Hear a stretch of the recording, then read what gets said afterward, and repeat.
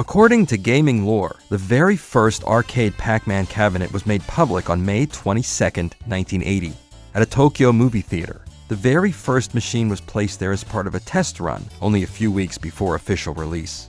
The feedback received was used to make the final design tweaks that are reflected in the game that we still play today, nearly half a century later. This has always made me wonder that, if the story is true, why hasn't anyone ever talked about it? Why doesn't anyone go to the theater, put a historical marker, and celebrate the space where it once stood? Well, there is a catch. The location is one of the many things that aren't there anymore. To reach this conclusion and present it to the world, I did some intensive research. And while it is a downer that you can't stand exactly where the most famous arcade game in the world was very first played, you can still point to that place on the map and say, it was here. The legend of the very first Pac-Man has been confirmed by the creator of the game, Toru Iwatani, and is repeated every so often by Namco, especially around the anniversary date. The most concrete explanation of this mythical location came in an interview with Wired Magazine in 2010. May 22nd wasn't the launch date. It was the first location test. The game was taken to a building in Shibuya that no longer exists. It was a thin, chimney-shaped building with 7 or 8 floors, consisting of several movie theaters. On the top floor, there was a very long, narrow room where the couples, having just seen movies, would go up to have a little enjoyment before they returned home. This little bit of info was enough to jumpstart the inquiry of where the first Pac-Man was played.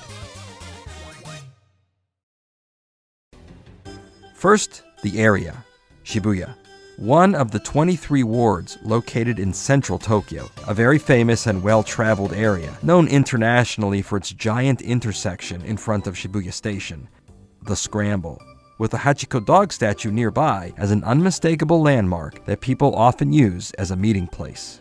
Shibuya is not very big, only 15 square kilometers, or about 5.5 square miles, not much ground to cover.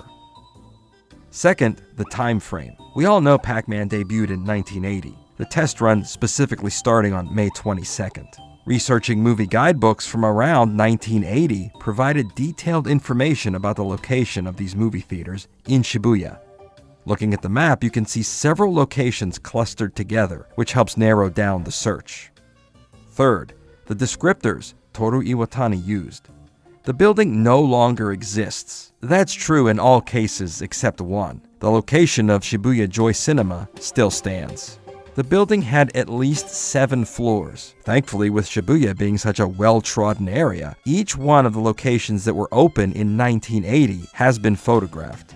Many of these are only 2 or 3 stories high, which means these places aren't the right ones.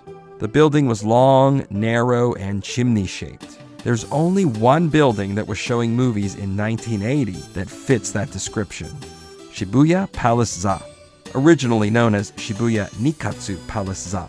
Photos of the front building only show the entrance, and it's not very big. However, one photo taken from behind the building shows the tall, narrow floors that connect to the front main entrance. The banner in the middle of this photo gives directions to the Shibuya Palace Za ticket window. Walk along the right side of the building for 50 meters.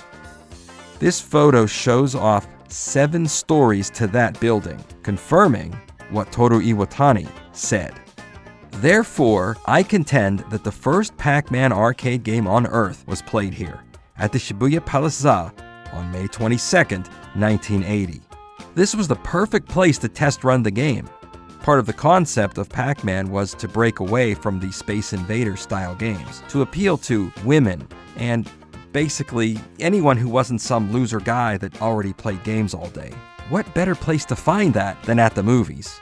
In the same interview where this building is described, Toru Iwatani said, "The women and couples were very happy about the machine, very excited.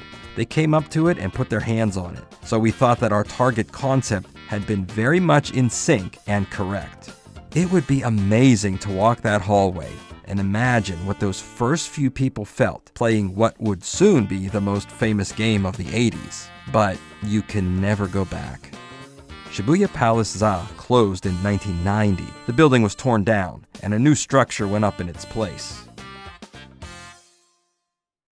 Pac-Man did have one more piece of pre-release notoriety. On June 29, 1980, Pac-Man was promoted on Shinjuku Alta Vision, a giant outdoor video billboard. Video games had never been seen on the big screen before, which drew the attention of people nearby. Days later, Pac-Man would hit the streets of Japan. I think you know the rest from here.